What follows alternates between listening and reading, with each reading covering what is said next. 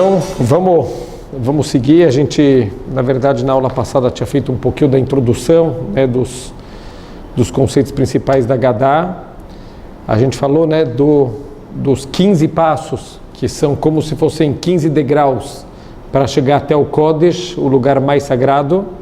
E o primeiro dos degraus que a gente vai subir é o Kadesh. A gente começa com o Kiddush, e que é um Kiddush especial, porque é o Kiddush que a gente já cumpre duas mitzvot. Já cumpre o Kiddush e já cumpre o primeiro dos Arba Kosot.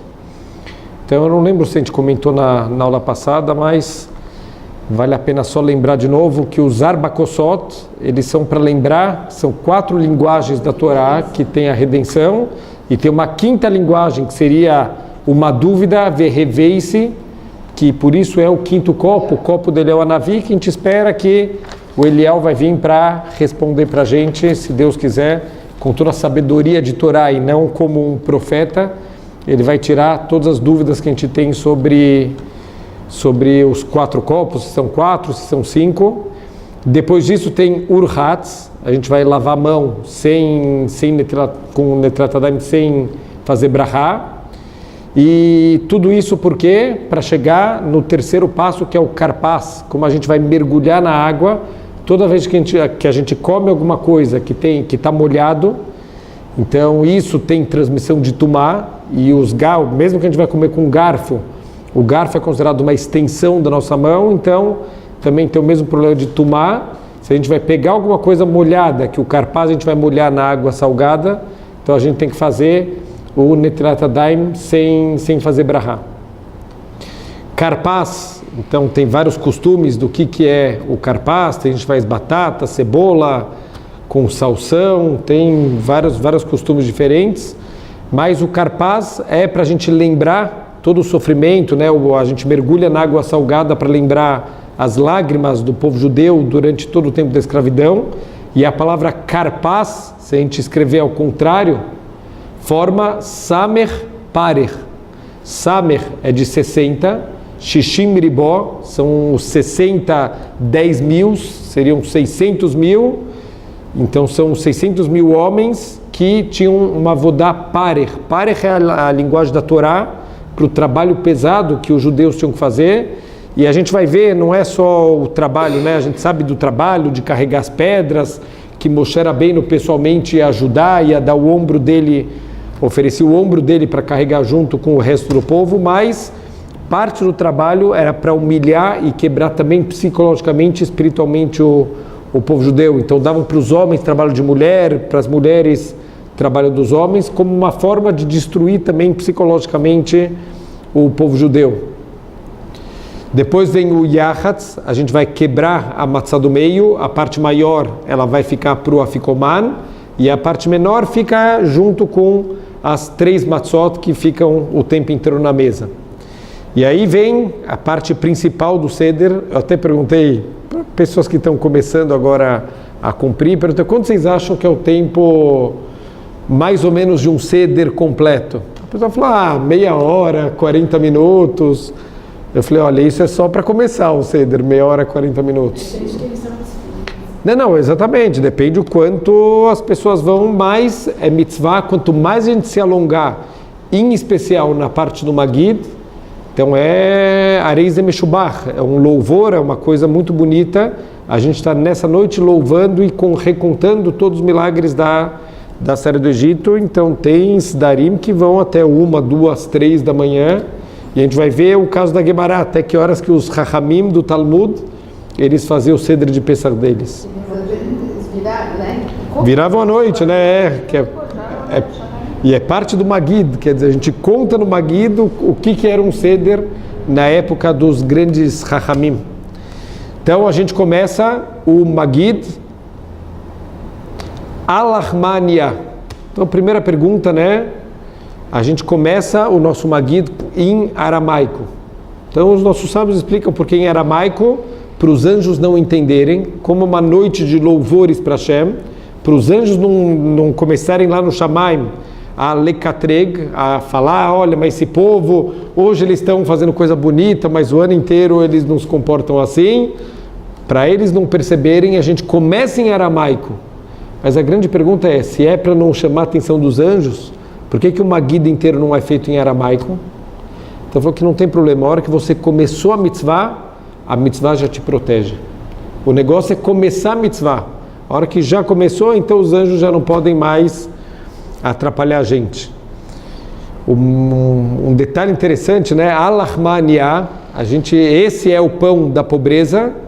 Dia halu avatar na beara de Mitzrayim, a gente mostra, né, a matzá. Então, esse é o pão da pobreza. O pessoal brinca, né, com o preço da matzá, esse é o pão que deixa a gente pobre, né? Que comeram os nossos antepassados, beara de Mitzrayim, na terra do Egito, kol dirfin yeisei veiechol, todo aquele que tem fome, que ele venha e coma. Peraí, mas que convite mais hipócrita é esse? Esse convite deveria ter sido feito há meia hora atrás, lá na sinagoga. Olha, gente, alguém precisa de seudá na tua casa, com as portas trancadas. Olha, gente, quem quiser que venha e coma. Quer dizer, quem que você está convidando? Um convite hipócrita. E além disso, os nossos sábios falam, kol detzrich yeisei veifsach, todo aquele que precisa, que venha e coma com a gente o Korban Pesach. Você não poderia nem estar convidando alguém para comer o Korban Pesach, porque na hora da Shritá, todo mundo que vai comer daquele Korban já tem que ter kavaná de participar da mitzvah. Então não adianta convidar aqui ninguém para comer do Korban Pesach e de fazer a seudá com a gente. Então parece um convite...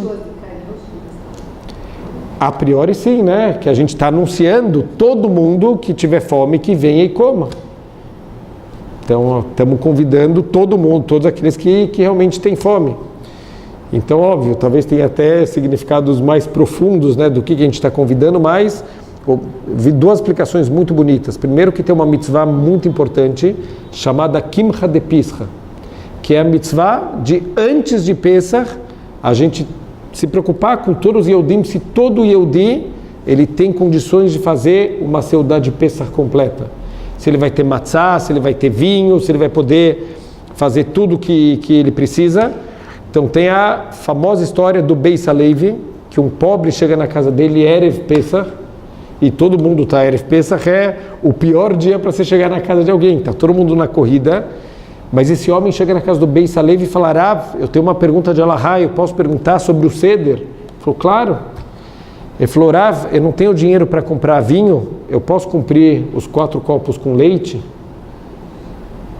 Aí o Rav parou para pensar e falou assim, olha, não pode, Alahá é que tem que ser vinho, tem até discussão suco de uva ou não, tem algumas opiniões, mas Alahá é pelo menos com vinho.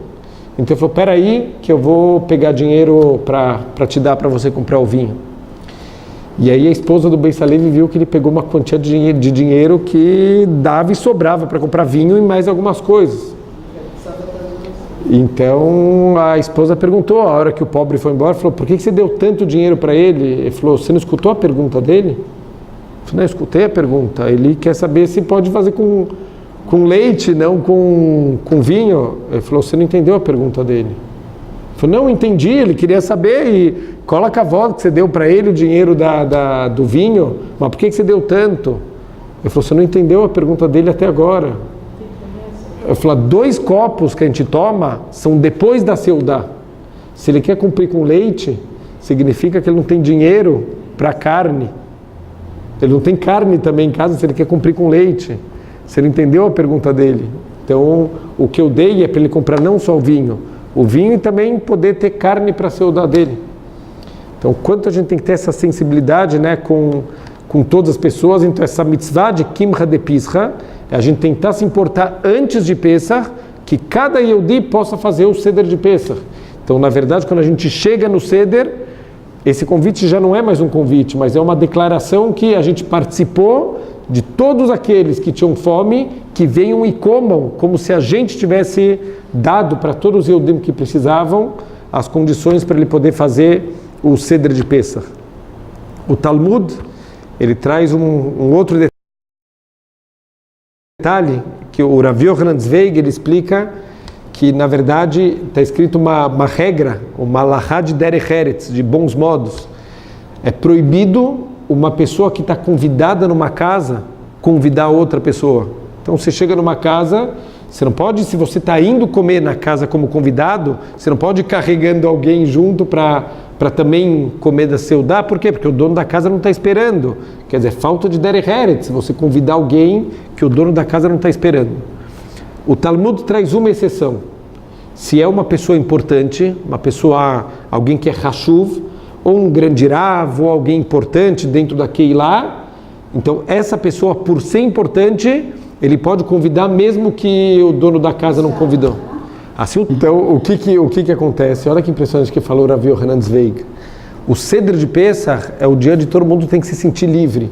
Então, até isso é um problema talvez até na prática, né? Os homens, os Ashkenazim, só os homens reclinam. E normalmente, Baruch Hashem, a mesa está cheia, tem muita gente. Então, como a gente se reclina, super desengonçado, né? Puxa uma cadeira do lado.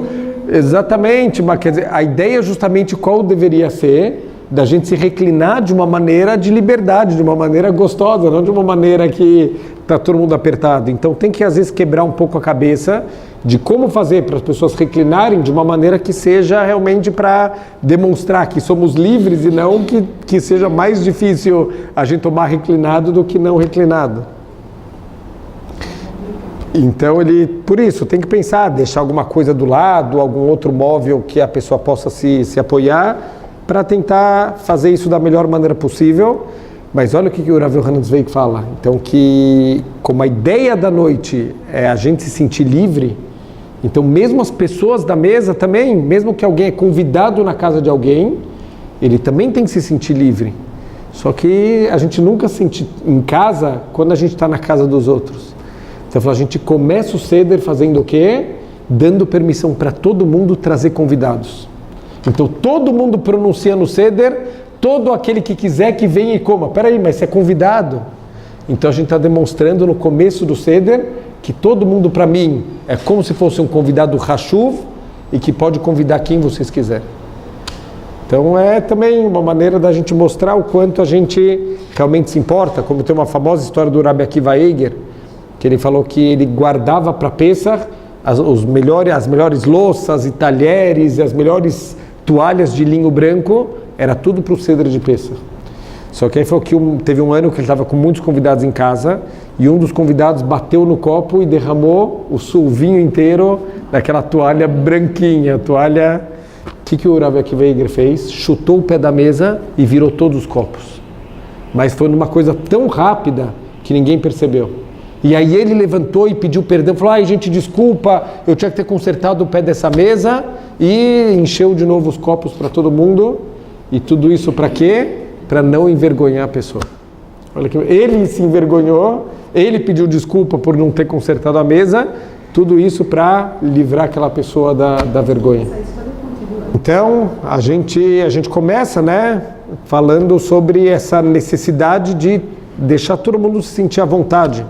Então, todo mundo que quiser que venha e coma, todo mundo que quiser que venha e participe com a gente do Korban Pesach, Ashta Acha Leshanabá Be'ar de Israel. Agora estamos aqui, no próximo ano, na terra de Israel. E quem está em Israel? Bezrat Hashem, Israel completo, né? E não Israel como, infelizmente, incompleto, espiritualmente, como a gente tem hoje. Ashta Avdin Leshanabá Bnei Horim. Esse ano, escravos. No próximo ano, se Deus quiser, livres de WhatsApp, livres de Facebook, livres de toda a escravidão que a gente acha que somos homens livres, ao contrário, a gente é mais escravo do que a gente imagina. O Magid Miduvno, ele faz uma outra pergunta interessante. Peraí, a gente começa o nosso Seder, o que é o Seder? Aquela noite, né, para a gente sentir a liberdade, como a gente começa? Esse é o pão da pobreza que nossos antepassados comeram. Por que a gente começa o Seder lembrando de coisas, quem a gente era e coisas, né? Quanta coisa a gente passou lá no Egito. Então ele conta um machal, ele conta o famoso machal do pastor, que está um dia lá com o banquinho dele, as roupas simples dele, com os animais, e estava tocando a flauta dele. De repente passa na estrada o rei, e ele escuta ele tocando uma música muito bonita, e ele pede para parar, e ele vai conversar com esse pastor. E ele começa a ver que aquele pastor tem uma inteligência acima do normal. Então ele falou, olha, eu queria te trazer para você morar lá no palácio, por favor, eu quero te dar os melhores professores, porque eu tenho certeza que você tem um potencial grande. e educou ele, deu roupas novas, né? Deu para ele tudo de bom, e ele começou a subir cada vez mais. Quanto mais ensinavam ele, mais ele demonstrava que ele era alguém grande. E aí o rei colocou ele como ministro, e depois foi subindo e subindo até que ele virou o primeiro ministro. Então está todo mundo feliz, menos os outros ministros, óbvio, né? Que imagina que o cara veio do nada, um pastorzinho, e agora o cara é ministro. E aí eles começaram o tempo inteiro fazer lachonará para o rei, falar: rei, olha, você está confiando demais nesse cara, esse cara era pobre, esse cara vai te limpar tudo, você está dando a chave do teu tesouro para ele, pode ter certeza, vamos fazer uma coisa, vamos dar um flagrante na casa desse cara. Vamos um dia todo mundo lá, sem avisar, e você vai ver o que você vai achar de coisa que foi roubado aqui do palácio. Então o rei, primeiro dia falou: que besteira, ele é uma pessoa íntegra, mas lachonará funciona assim, né? Uma vez, 2 vezes, 10 vezes, o rei começou a ficar com a pulga atrás da orelha. Então o rei falou: tá bom, vamos lá e vocês me mostram se realmente não é uma pessoa de confiança. Eles vão na casa, uma casa super simples, móveis simples, e o rei olha feio para os ministros e falou: e aí, cadê todo o roubo? E eles vão olhando a casa inteira, quarto por quarto, né? E o ministro lá meio sem graça, né? Não tinha preparado nada para a vinda do rei, até que ele chega numa porta trancada. E aí o rei falou: o que tem aí dentro? E o ministro fala: rei, desculpa, mas nem minha família sabe o que tem aí dentro. Aí o rei falou: opa, alguma coisa tem aí. E começa a insistir, o cara não quer abrir, até que ele fala: ou você abre ou eu te mando para a prisão.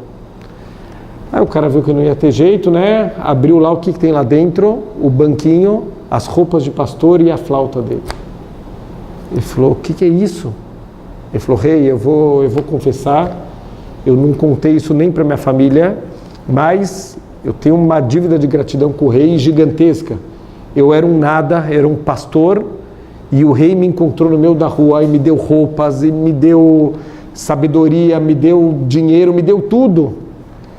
E eu tenho medo que agora que o rei me elevou como primeiro-ministro, eu tenho medo que eu vou sentir gavá, eu vou sentir orgulho. Então toda vez que eu sinto que o orgulho começou a me dominar, o que eu faço? Eu me tranco aqui nesse quarto, eu visto minhas roupas de pastor e eu fico tocando a minha flauta para lembrar quem eu sou, a minha essência verdadeira, aquele pastor simples que não quer nenhum tipo de honra. Então fala que assim é o povo judeu. O povo judeu, a gente estava no Egito, com as roupas sujas, né, sem dinheiro, sem nada, e Deus tirou a gente e transformou o povo judeu em primeiro-ministro e deu tudo de bom para a gente. Só que tem um grande perigo da gente começar a ter gavá, a gente sentir orgulho. Uau, o povo escolhido, peraí, vocês são escolhidos para um trabalho, vocês não são escolhidos porque vocês são melhores que ninguém, vocês têm uma missão no mundo. Não esquece de onde vocês vieram. Antes de começar a achar, olha o que a gente faz, olha onde a gente chegou. Alachmaniá, lembra esse pãozinho aqui, essa matzá? Esse é o pão da pobreza que vocês comiam no Egito. Assim começa a Agadá, para a gente lembrar quem a gente era. Antes de sentir orgulho de onde a gente está hoje em dia, lembra quem você era e graças a quem você hoje em dia, você é alguém na vida. Então aqui a gente começa o nosso Magid com Alachmaniá, depois a gente fala o Manishtaná. Então, apesar de parecer coisa para criancinha, Alahá é, se não tem nenhuma criança, um adulto tem que perguntar e responder o Manishtaná. Então a gente faz 4 perguntas e isso mostra um pouco da essência da noite do Seder de Pesach. Manishtaná leilazé mikol leilot, qual é a diferença dessa noite para todas as outras noites? Shebechol leilot einanu matbilim afilo pamechat, alailazé shtei piamim. Todas as noites a gente não mergulha nenhuma vez, mas nessa noite a gente mergulha 2 vezes. Então, o que quer dizer essas 2 vezes que a gente mergulha? O Karpaz e o Maror no Haroset. São as 2 vezes que a gente vai mergulhar nessa noite. Nas outras noites a gente não mergulha. Mergulhar comida em alguma coisa, em algum tempero, isso é costume de uma pessoa livre, né? De uma pessoa rica, que ela tem temperos, ela come as coisas mergulhadas no tempero. Então isso é uma demonstração de liberdade. Vem a segunda pergunta: qual que é a diferença? Shebechol leilot anochlim chametz umatzah, alailazé kulom matzah. Todas as noites a gente come o que a gente quer, hametz ou matzah. Nessa noite só matzah, o pão da pobreza. Matzah era a comida dos escravos. Então essa noite é a noite dos escravos. Espera aí. Era a noite da liberdade ou a noite dos escravos? Shebechol leilot anochlim shear yerakot. Todas as noites eu como a verdura que eu quiser. Alai lazé maror. Nessa noite só maror. Lembrar da escravidão, vocês são escravos. Para escravos ou homens livres? E o último, Shebechol leilot anochlim ben yoshvim u ben mesubim, alai lazé kulanu mesubim. Toda noite, quem quer comer reclinado, come. Quem quiser, come normal. Nessa noite, todo mundo reclinado, porque é noite da liberdade. Então a gente vê no Manishtaná uma confusão de liberdade com escravidão. Por quê? Porque essa é a noite da transição. O Seder é a transição de escravos para homens livres. Então a gente está passando, né, por todo esse processo da gente sair da escravidão, e assim a gente deveria sentir. Essa é uma das ideias do Seder de Pesach, a gente sentir como se a gente mesmo estivesse saindo do Egito. Então, isso talvez é uma das partes mais difíceis, né? A gente sentir de verdade como se a gente estivesse saindo do Egito. E eu escutei se eu não me engano, do Rav Soher Frand. Ele faz uma pergunta impressionante, né? Ele fala que a gente acaba a Gadá todo ano, Beshana ba Birushalayim mabnuya. No próximo ano, se Deus quiser, em Jerusalém, que a gente esteja já Bezrat Hashem esse ano, que já seja em Jerusalém. A gente sabe que o nosso Seder não é completo, que falta o nosso Korban, que no ano que vem a gente faça o Seder em Jerusalém completo. Mas aonde está a dica? Aonde está ensinando na Gadá o que eu preciso fazer para que no ano que vem seja em Jerusalém? Então ele fala que uma das coisas, né, a gente vê na história do povo judeu, muitas perseguições. Qual foi a argumentação? O libelo de sangue. Os judeus são perseguidos por quê? Porque eles fazem a matzá com o sangue das crianças não judias, e por isso que a gente vai perseguir e matar os judeus. Apesar de estar proibido na Torá o consumo do sangue, é como uma abominação, mesmo assim esse foi o motivo. Então a gente vê que o sangue é alguma coisa que Deus está querendo chamar a nossa atenção. E a resposta, falou Rafrand, está no Manishtaná. Todas as noites a gente não mergulha nem uma vez, mas nessa noite a gente mergulha 2 vezes. Então ele fala assim, a gente vai procurar na Torá sobre mergulhar. Aonde a gente encontra o conceito de mergulhar na Torá? A primeira vez que aparece é a venda de Yosef. Quando Yosef foi vendido, Sinat Hinam, o ódio, dentro do povo judeu, um agredindo o outro, tiraram a roupa dele, venderam ele como escravo, rasgaram toda a túnica que o pai deu e mergulharam no sangue de um animal. Essa é a primeira vez na Torá que aparece Letbil, mergulhar. Qual é a segunda vez que aparece? Quando a gente juntou esopo. Esopo é uma planta que provavelmente muitas plantas dessas juntas formam como se fosse um pincel. A gente juntou o esopo para mergulhar no sangue do Korban Pesach e pintar nossas portas. Então, olha a dica que a Gadá está dando para a gente. Durante o ano inteiro, Einanu matbilim afilo pamachat, como se fosse o Sinat Hinam. A gente, infelizmente, está o ano inteiro com ódio, com divisão, e o Ashkenazi falando dos Faradi, os Faradi do Hassid, e o Hassid do não sei o quê, e todo mundo se agredindo gratuitamente. Nessa noite, a gente mergulha 2 vezes. Essa é a noite de juntar o povo judeu, essa é a noite de acabar com todas as diferenças. Se a gente conseguir, nessa noite, mergulhar 2 vezes, Beshanabá Birushalayim.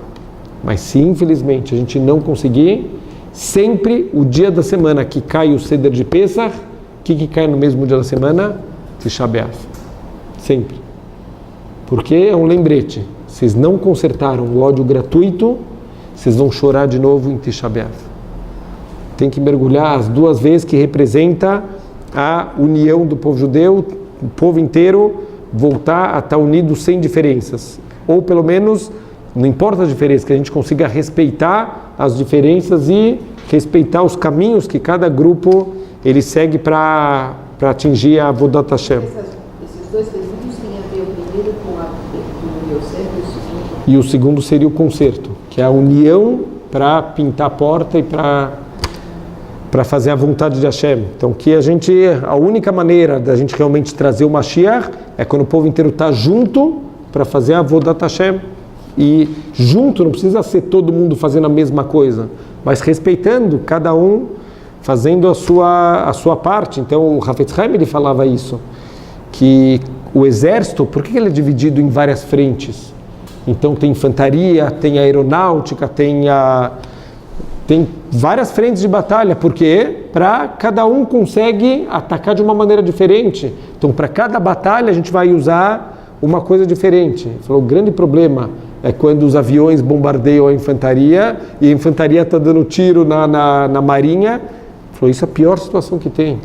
Então, ele fala, cada parte do povo judeu é dedicada a servir a Hashem de uma maneira. Então tem grupos que servem a Hashem mais com a Tfilá e com a Simcha. Tem grupos que servem mais com o Limud da Torá. Tem grupos que servem mais com o Hesed. Cada grupo está se conectando com a Hashem de uma maneira. Então se tivesse todo mundo junto, todo mundo ia ter o mérito de tudo junto.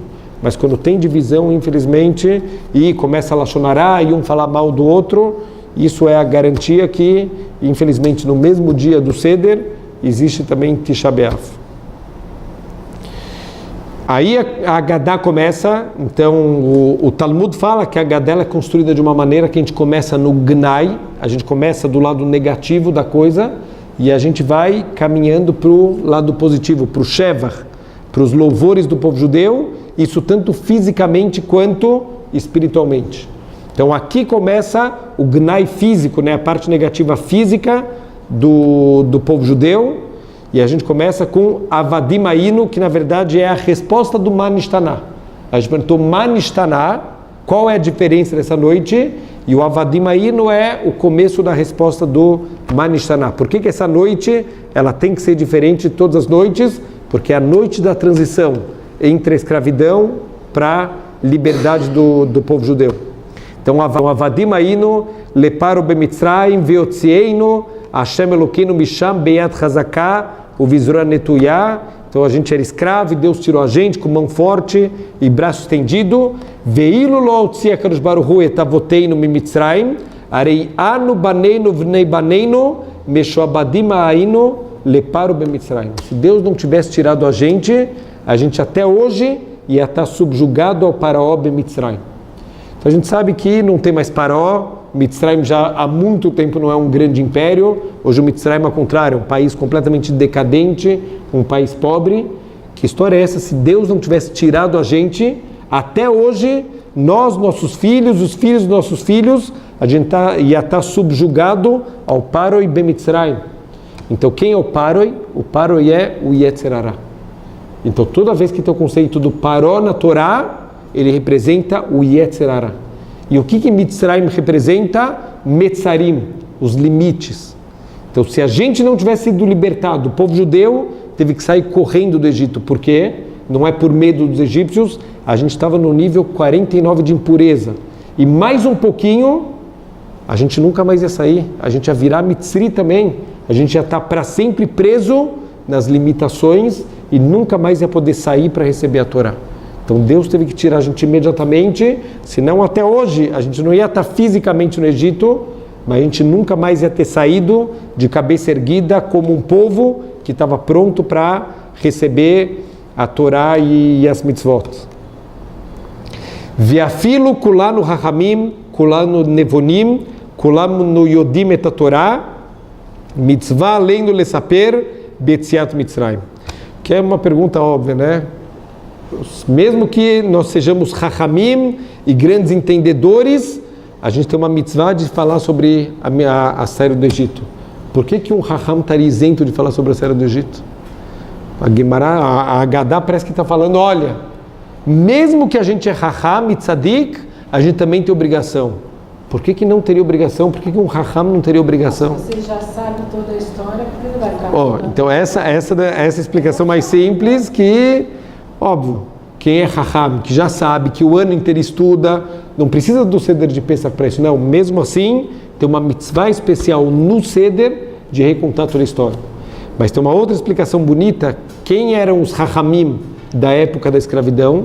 A tribo de Levi. E a tribo de Levi não foram escravizados. Então a gente poderia pensar que os Rahamim, que estão fazendo hoje em dia o papel da tribo de Levi, para manter o lado espiritual do povo judeu, da mesma maneira que a tribo de Levi não foi escravizado, os Rahamim não precisam fazer parte do Cedra de Pesa. Então ele fala, Kola marbele saper betziad mitzrayim, areis emeshubach. Então, mitzvah do Magid, o quanto a gente puder estender, tem que só tomar cuidado que o afikomana a gente precisa comer até Hatzot Halayla. Então, para a gente não se alongar muito no Magid e estourar o tempo de comer o afikomana.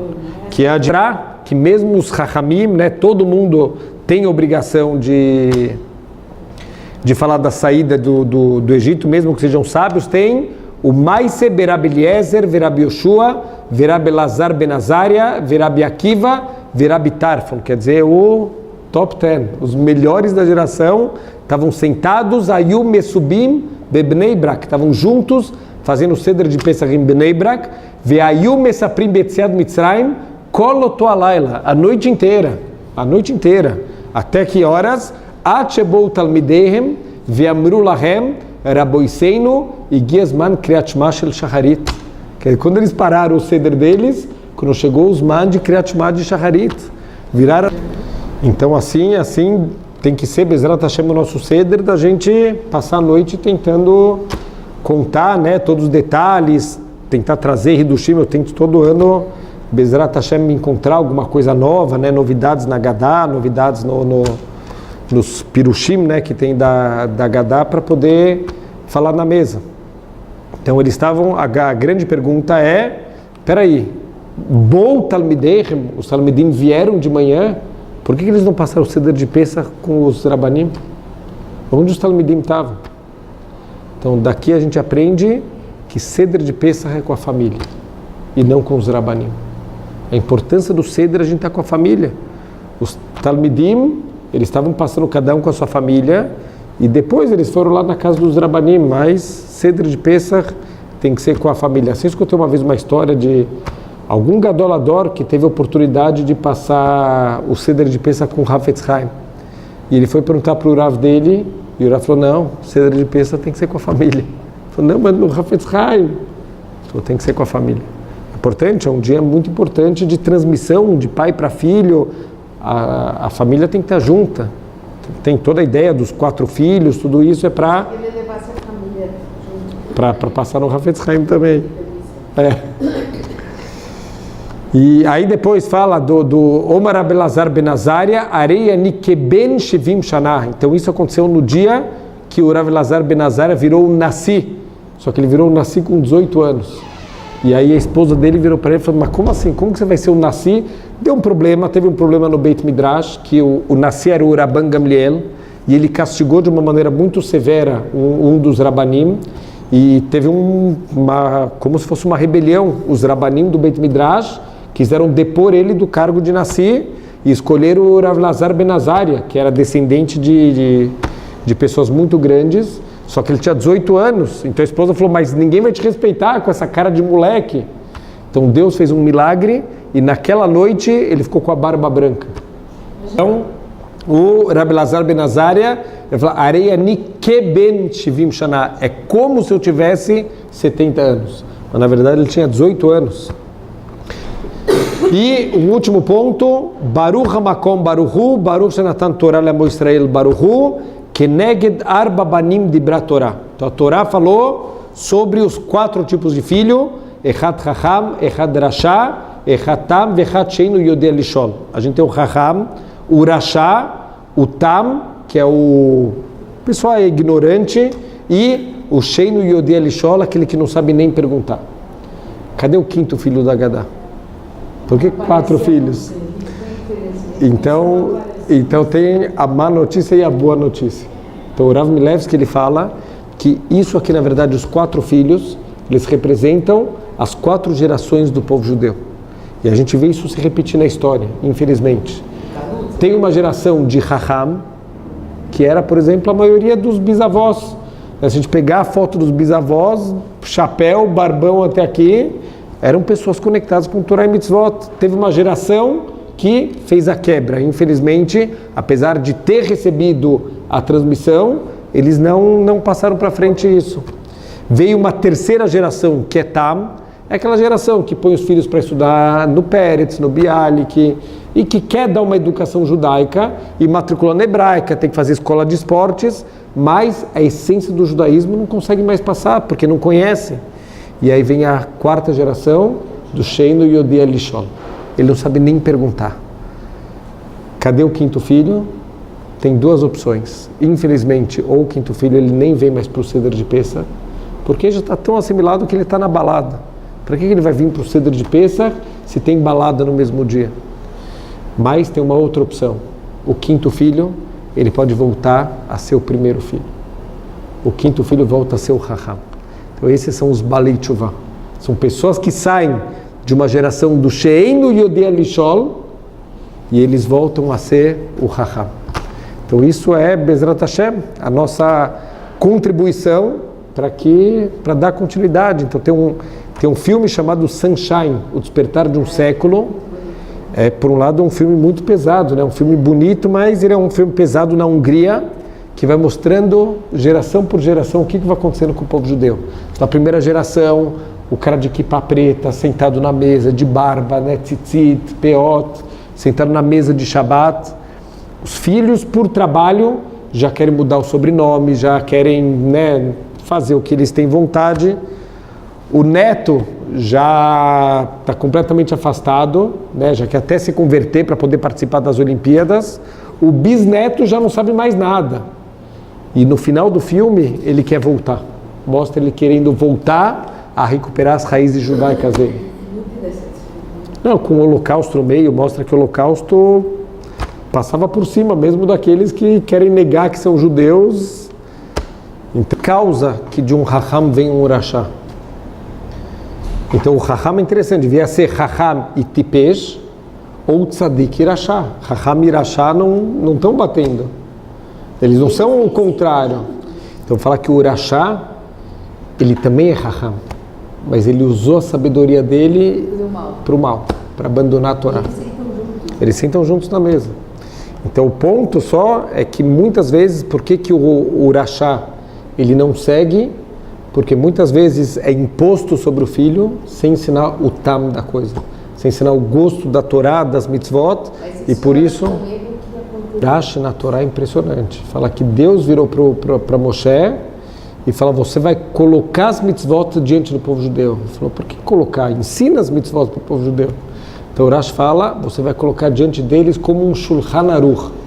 Por isso que o nome uma mesa posta, com a comida, com gosto, que dê vontade de comer. Não é só joga a comida no prato, tudo feio. Não, para comer com vontade, a comida também tem que estar bonita, a mesa arrumada. Falou, a mesma coisa tem que ser as mitzvot.